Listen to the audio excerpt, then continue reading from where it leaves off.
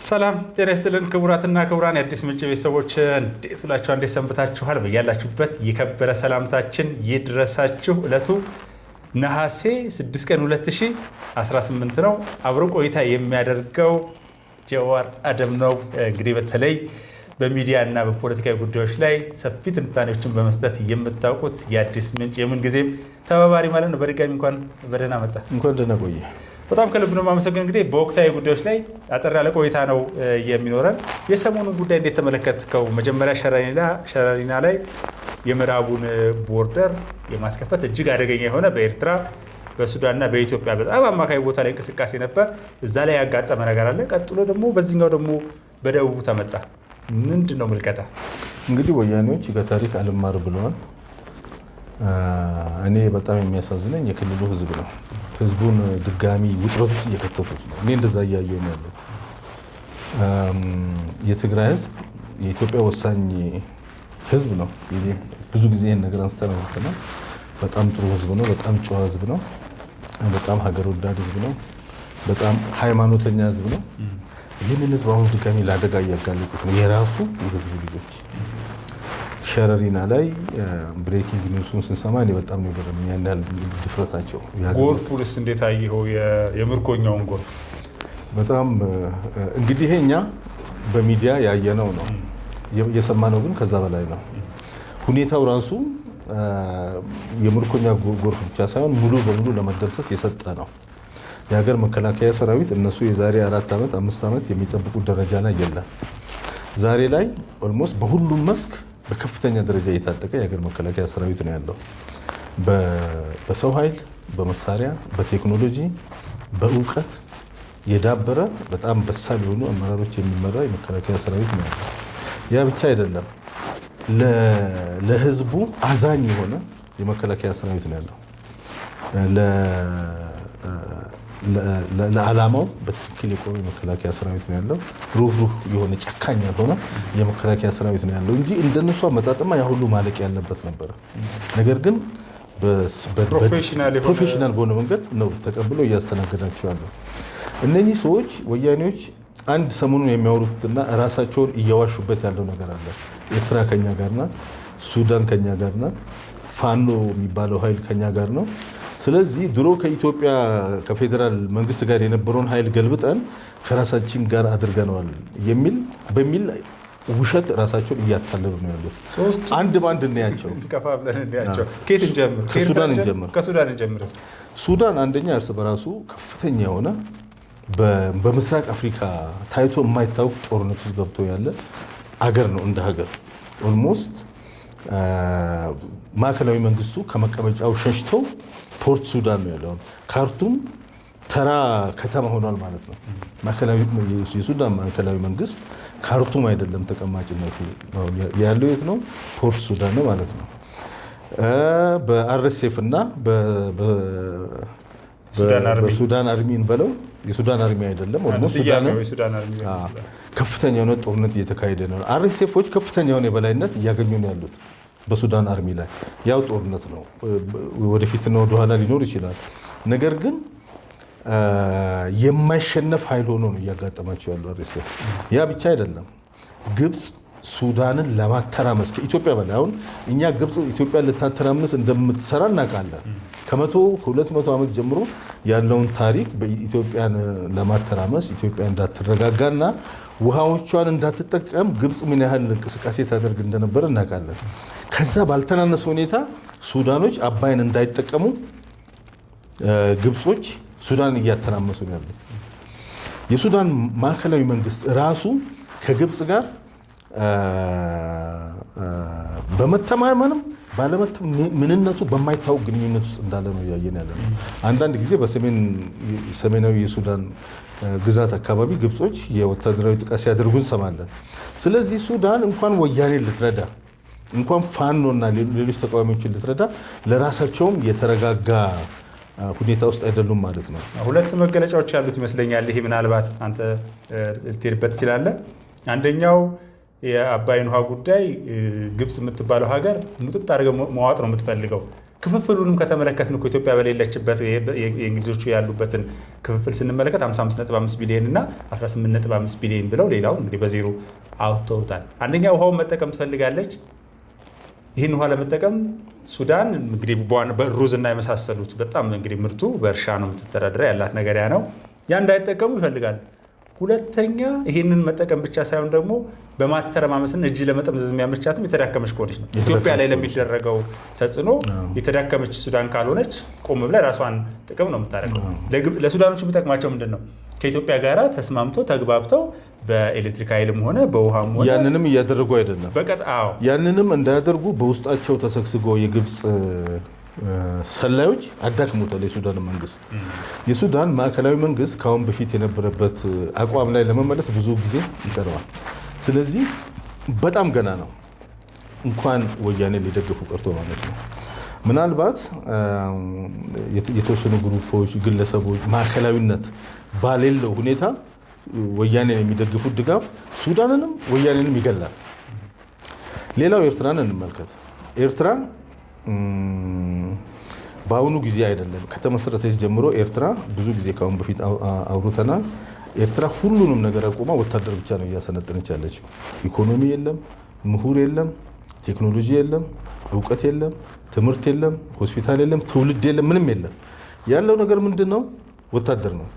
ወታደርን መሸከም የሚችሉ አቅሞችን በጠቅላላ አሟጠው ጨርሰዋል።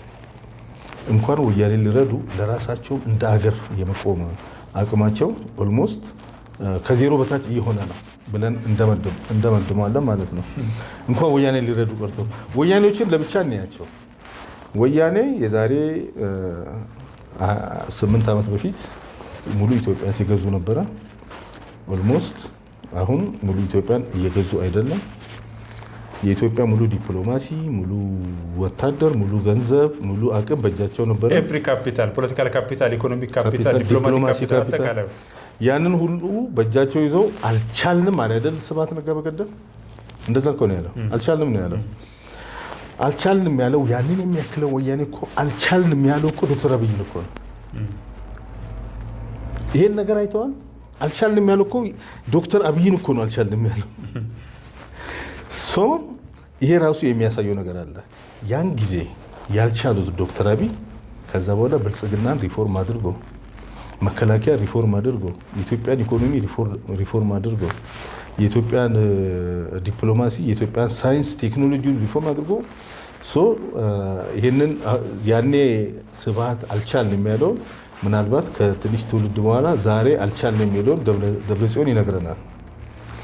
እንደው እውነት ለመናገር በዚህ ሂደት ውስጥ አንደኛ ቀደም ሲል በነበረበት ሁኔታ ነው ይሄ ሁላ ነገር ተመቶ ከተሞክሮም ከምኑም ራስን ሪፎርም ተደርጎ መከላከያው በዚህ ደረጃ ተጠናክሮ በህልውና ዘመቻ ወቅት ኦልሞስት በጣም አደገኛ ሁኔታ ውስጥ ገብተን ነበር። ከዛ በኋላ በምን መልኩ በቴክኖሎጂም በሎጂስቲክም እንደተጠናከረ ይታወቃል። ግን ከዚሁ ጎን ለጎን እስኪ ዓለም አቀፉ የወታደራዊ አታሼዎች አኳያ የተካሄደ ያለው ነገር እንመልከት። አሜሪካ ምን እያደረገች ነው ያለችው? በጣም ከፍተኛ የሆነ ግንኙነት ከመከላከያ ጋር እየፈጠረ ፈረንሳዮቹ፣ እስራኤሎች የሚገርም እኮ አሁን እኮ ሁሉም ወዳጅ ሆኖ እየመጣ የኢትዮጵያ መንግስት በተጠናከረ ቁጥር ሁሉም ጠንካራ የዓለም መንግስታት ከጠንካራው የኢትዮጵያ መንግስት ጎን ነው የሚቆሙት። ወደ ስበት ማዕከሉ መንግስታት ከመንግስታት ጋር ጎን ነው የሚቆሙት። መንግስት እየተጠናከረ የሚሄዱን ነው የሚያሳየው። አሁን ይሄ ሁኔታ የሚያሳየው ምንድነው? የአሜሪካ የሚሊተሪ ሰዎች እንግዲህ አሁን እኛ እኮ የኛ ሚሊተሪ የምንደግፈው አሜሪካ ስለደገፈን አይደለም። አሜሪካ ባይደግፈንም ሌሎች ሀገሮች ባይደግፈንም ግዴታችን ነው ከሀገር መከላከያ ሰራዊት ጎን መቆም ማለት ነው። ነገር ግን ይሄ እንደተጠበቀው ነው። ዛሬ ላይ ከፍተኛ የሆኑ አቅም ያላቸው ጠንካራ የዓለም ሀገራት ከኢትዮጵያ ሀገር መከላከያ ሰራዊት ጎን ነው ያሉት። ይህም ምክንያቱ ምንድነው? የኢትዮጵያ መከላከያ ሰራዊት በሁሉም መስክ ተጠናክሯል። ለማንም የማይንበረከክ መሆኑን አሳይቷል።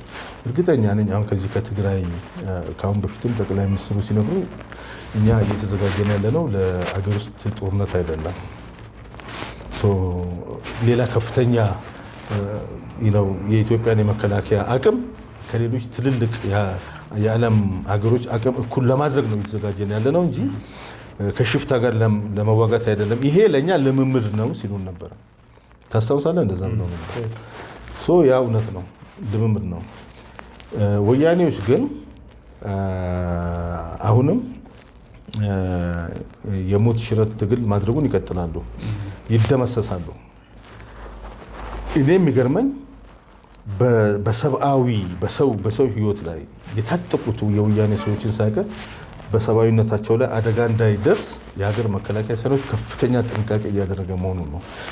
እንዳለው ኃይል ቢዘምት ኖሮ ከፍተኛ ውድመት እንደሚያደርስባቸው ነው እየታዘብ ሸረሪና ላይ ያየ ነው። ያንን ነው ትላንትና አሁን ቆቦ ግንባር ላይ የነበረውን ጦርነት ስንሰማ ነበረ። ኦልሞስት ከ500 በላይ የወያኔ ወታደር ነው የተደመሰሰው በድሮን ጥቃት ብቻ ማለት ነው። እግረኛው ሳይንቀሳቀስ እነኚህ ሰዎች ኦልሞስት ከፍተኛ ኃይላቸው ዋና ቤዝ የሚባለው ነው። በነገራችን ላይ ያንን የሚገርመው ነገር እኮ እዚህ ጋር የተፈጸመው ምናልባት የእንትኑን አይደለም የዚህ አላማጣ አካባቢ የነበረውን ሳይሆን ይሄኛው ደግሞ ሌላ ነው። አሁን የምታነሳልኝ ያለው ልንታይ አንችልም የሚሉበት ቦታ ላይ የነበረ ትልቅ ቤዝ ነው ተመቶ እንግዲህ በቁጥር ደረጃ ከ150 በላይ ኦልሞስት ወደ 500 የሚሆን እንዳልነበር የሆነበት ነው እና በየቀኑ የሚሰማው ነገር መርዶ ሆኖበታል። የህዋት ጉጅል የሚገርም ነው ለነሱ። አሁን የሚያደርጉት እንቅስቃሴ ሁሉ ለነሱ ትልቅ ዜና ነው። አሁን ታይ እንደሆነ ወያኔዎች ሰሞኑን አቆሙ እንጂ በየቀኑ ብሬኪንግ ኒውስ መግለጫዎችን ያወጡ ነበር።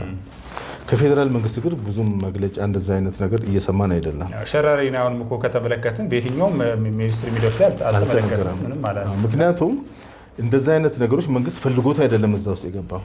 እነኚህ ሰዎች ወደ ጦርነት እንዳይገቡ መንግስትም ሆነ የሌላው የሀገራዊ ምክክር ሰዎችን ጨምረው ከፍተኛ የሆነ ጥረት አድርገዋል።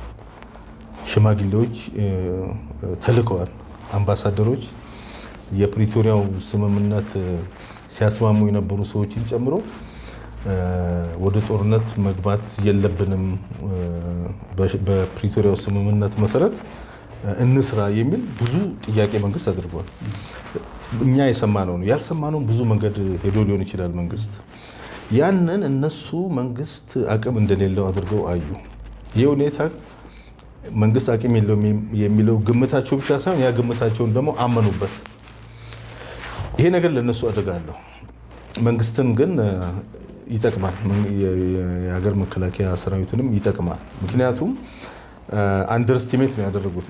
መንግስት ካለው አቅም በታች ነው የገመቱት። ስለዚህ መንግስትን ሲገጥሙ ከፍተኛ አደጋ ይደርስባቸዋል። የሆነ ያየነውም ይሄንን ነው። 3 አካላት አንስተናል። 4ኛ ይቀራል። ሌላው ፋኖ ነው። አሁን ወያኔዎች ፋኖ የነሱ አጋር እንደሆነ ነው እየነገሩን ያለው።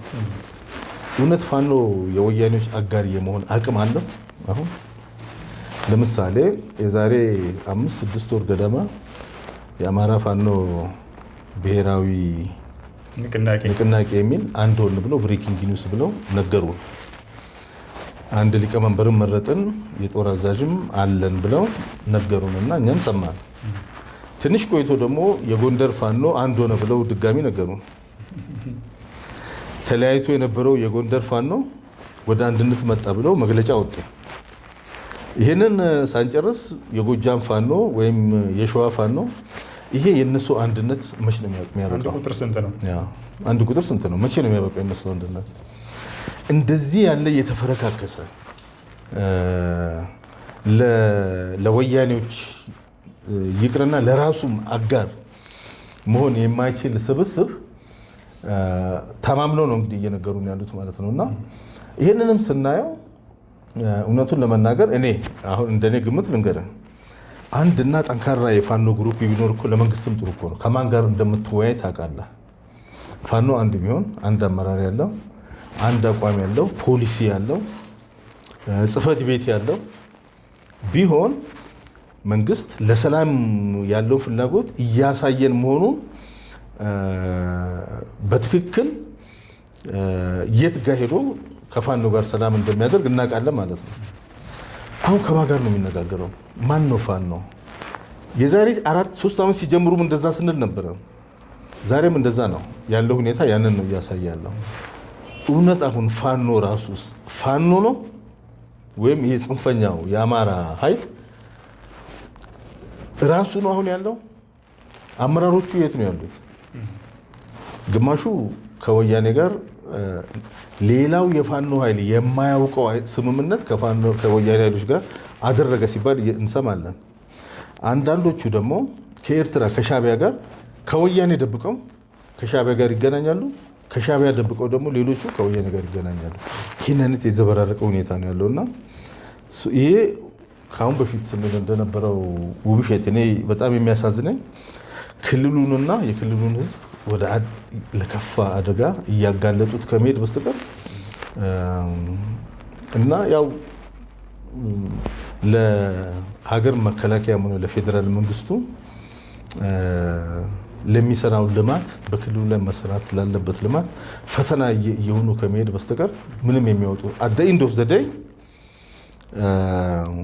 ዓመተ ምህረትን ነው የሚቆጥሩት። እንደ ኦነግ ሸኔ 50 ዓመት ጫካ ውስጥ መኖራቸውን እንደ ጀብዱ ይቆጥሩታል ማለት ነው። የኦሮሞ ነጻነት ግንባር ሲባል የነበረው የሱ ፍንካች የኦሮሞ ነጻነት ሰራዊት እዛ ውስጥ እንደ ጀግንነት የሚቆጠረው ምንድነው 50 ዓመት ጫካ ውስጥ መቆየት ነው። መጨረሻ ላይ ደግሞ ወደ ለየለት ዘራፊ ቡድን የገባበት ከ2010 በኋላ ያለው ነገር ስንመለከት በቀይ መጋረጃ ገባ፣ ስጋቻ ገባ ነው የሚባለው ተነጥፎለት፣ ከዛ በኋላ ጫካ ተገባ። ከዛች ቀን ጀምሮ እየሆነ ያለው ነገር ስንመለከት እጅግ የሚያሳዝን ሸኔ የረገጠበት ቦታ በሙሉ የሆነውን ነገር እናሳስ በወለጋ፣ በሸዋ፣ በጉጂ፣ በአርሲ በሁሉም ቦታዎች ላይ የሚያሳዝን ነገር ማለት ነው እና ከልማትም ከምንም ህዝቡን አደናቅፎ በተለይ ደግሞ ሰላምን የሚያክል ትልቅ ነገር እንዲያጣ የተደረገበት ነገር ነውና ይሄንን ይመስላል። እጅግ የሚያስገርም ነገር ነው። ከዚሁ ቀን በተያያዘ ደግሞ ውጭ አካባቢ ያለው ዲያስፖራ ጋር ያው ብዙ አሁን ያሉት ነገሮች አልመለከትም። እነ ጀዋር አካባቢ ምን አለ ዲያስፖራ አሁን የነ ጀዋር እንቅስቃሴ አሁን ምን እየሆነ መሰለ? ባለፈው ጀዋር ለነ ልደቱ ሄዶ ቃል ገብቶ ነበር ታስታውስ እንደሆነ እንትን የሚል ህብረት ነው ምናምን የሚል ማህበር አቋቁሞ ነበር እና ጀዋር ጎድፋዘር የሆነበት ማለት ነው። እዛ ላይ ለነሱ የገባው ቃል ነበር። አሁን ሰሞኑን ያለው ፕሮፓጋንዳ ብታዩ ከፍተኛ ሆነ በዚህ በህብረት በኩል ያለው ከፍተኛ የሆነ ፕሮፓጋንዳ በጀዋር ላይ ዘመቻ እየተደረገ ነው ያለው። ይሄንን ዘመቻ ጀዋር ይፈልገዋል። ቆየው ይሄንን ስናገር ፕሮፓጋንዳ ዘመቻው ምንድን ነው?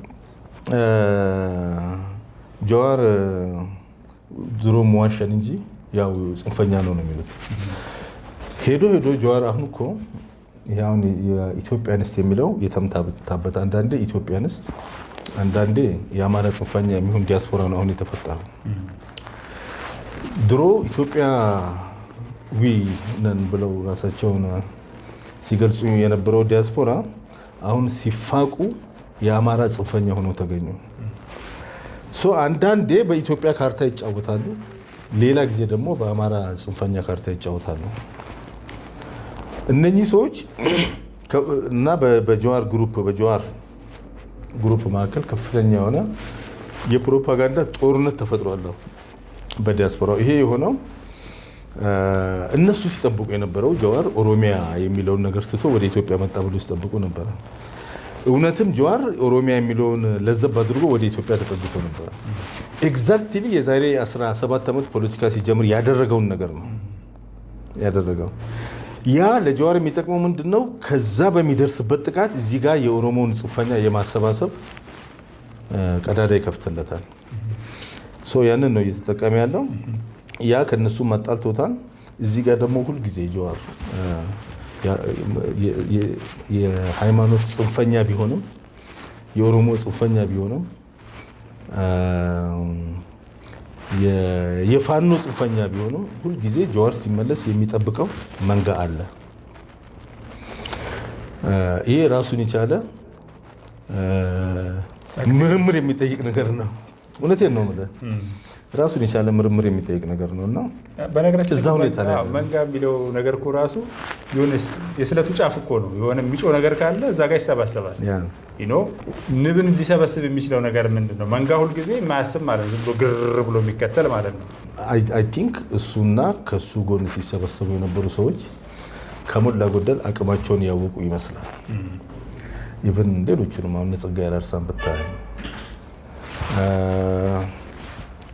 መጨረሻ ላይ ተሟጦ የቀረው ሌት ከሌት ካመሮች ውስጥ አሁንም ትግሉ የጽንፈኛው ትግል 30 ዓመት የሄደበትን መንገድ ዘግይቶ የደረሰበት ሰው ቢኖር ሚልኬሳ ነው። የተቀላቀለው ዶክተር ሚልኬሳ ነው።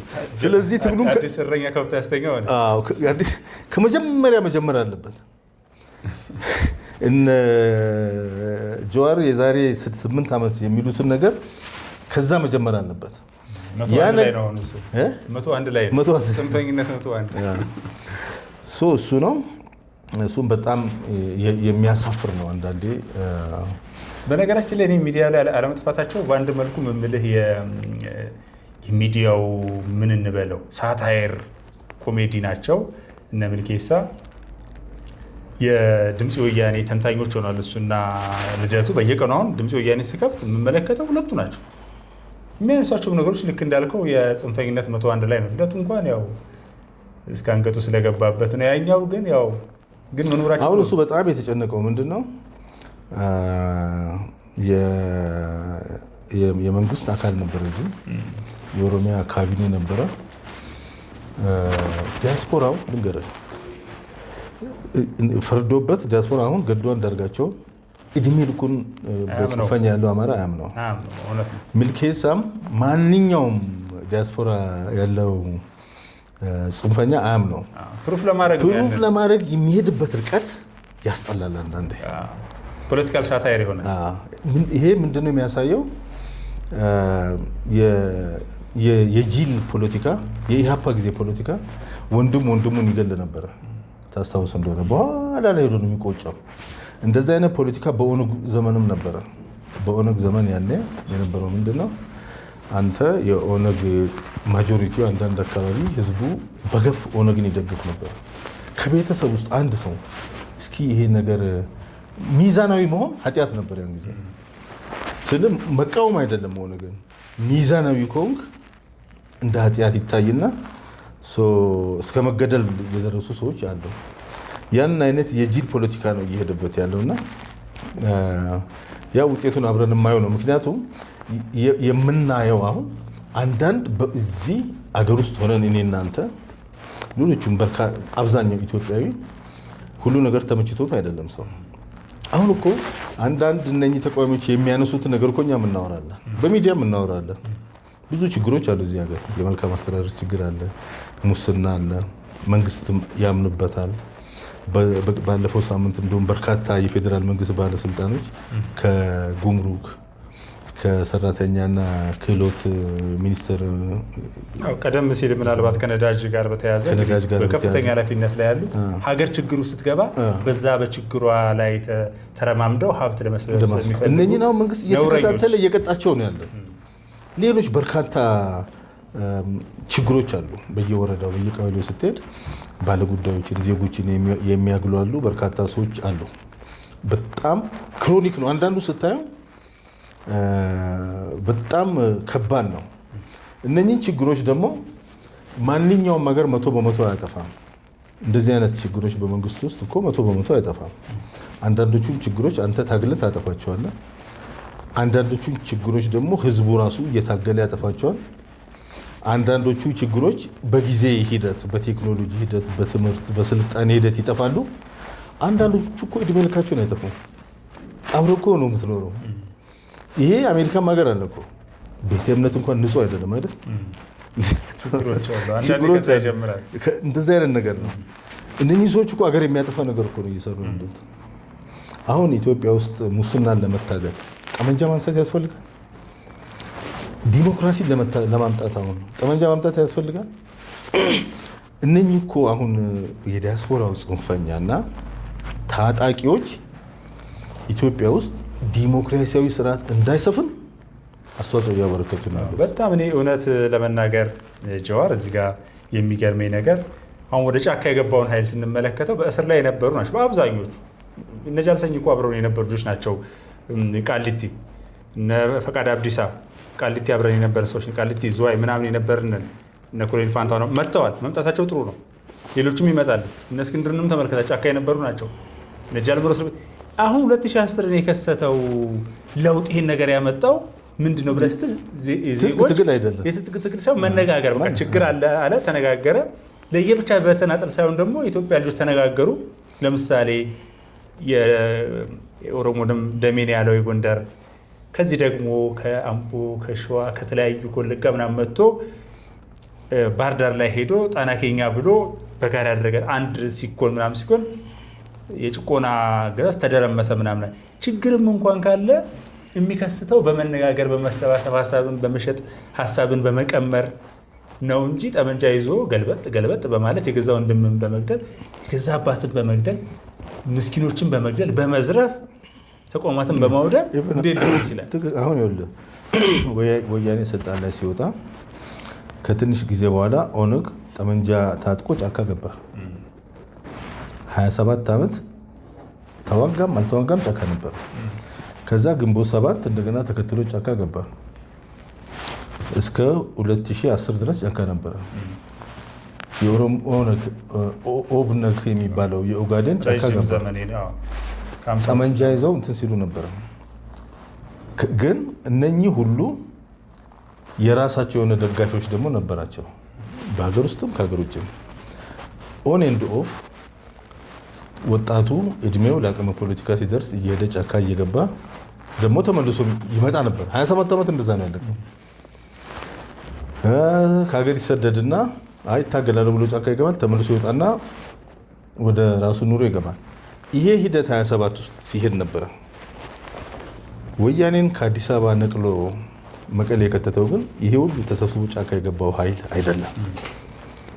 አገር ውስጥ የተደረገው የፖለቲካ እንቅስቃሴ ነው። ይሄ ምንን ያሳያል?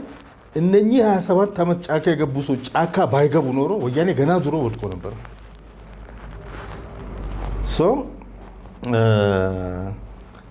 አሁን የእነኚህ ሰዎች አካሄድ ኢትዮጵያ ውስጥ እኔም አንተም የኢትዮጵያ መንግስትም ጠቅላይ ሚኒስትሩም ዲሞክራሲያዊ የሆነ ስርዓት እንዲመሰረት እንፈልጋለን። ዲሞክራሲ ደግሞ ሊኖር የሚችለው መልቲ ፓርቲ መኖር አለበት። መልቲ ፓርቲ ሁለት ወይም ከዛ በላይ ፖለቲካ ፓርቲዎች እንዲኖሩ ይመረጣል፣ ይደገፋል። ያ እንዲኖር ደግሞ ትጥቅ ማንሳት አያስፈልግም፣ ጫካ መግባት አያስፈልግም። አንደኛ መስዋዕትነቱም ቀላል ነው። መስዋዕትነቱም ይሄኛው በጣም ቀላል ነው። ውጤታማ የሚሆነው ይሄኛው ነው። ሌላው ዲሞክራሲን የሚገነባል ልማት ይኖራል።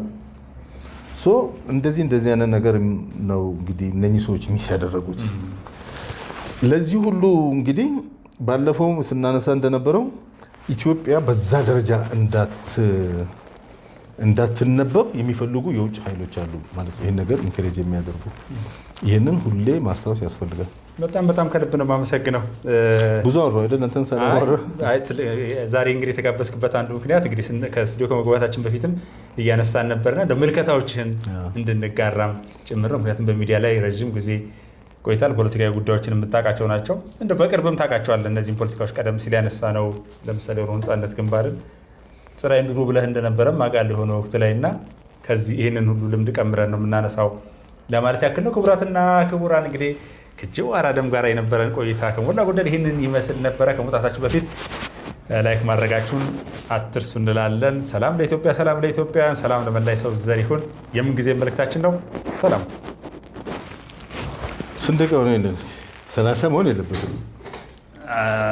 በጣም አጭር ነው። 30 እንኳን 30 አቤት